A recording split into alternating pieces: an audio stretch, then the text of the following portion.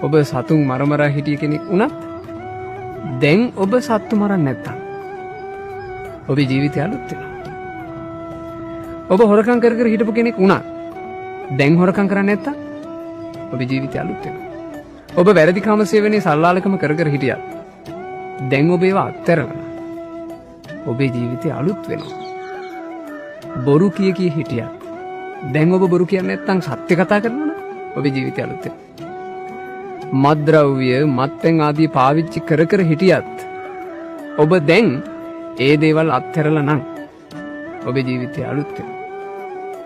ඒ නිසා ගෙවි ගියපු අතීතේ පරණ වුණා. ඉස්සරහට මොනවා වෙයිද කියලා අපි දන්නේ නැහැ. දැන් මේ මොහොත ඔබට පුළුවන් තරම් ලස්සනට හදන්න. කලින් පොයවල් වල උපෝසත අෂ්ටාංග සීලය ගන්න බැරි වුණත් දැන් එළඹෙන පොය තියෙනවා. ඒ පොයවල් වල ඔබ අනිවාර්යෙන් උපෝසත අෂ්ටාංග සීලය ගන්න. සිල්වත් වෙන්න. ඔබේ ජීවිතය අලුත් වෙයි. එහෙම අලුත් වෙන දවස් වලින් ඔබ සතියක් ගත කරොත් ඔබේ සතිය අලුත්.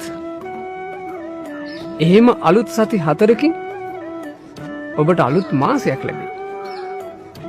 ඒ බඳු අලුත් වෙන මාස 12ක් ගත කරොත් ඒ අවුරුද්දම අලුත් අවුරුද්දක් නෙමෙයිද?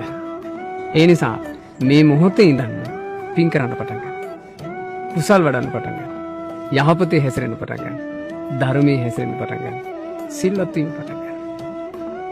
ඔබට දිනෙන් දින අලුත් වෙන නැවුම් ජීවිතයක් ඇති කරගන්න වාසනාව ලැබේවා.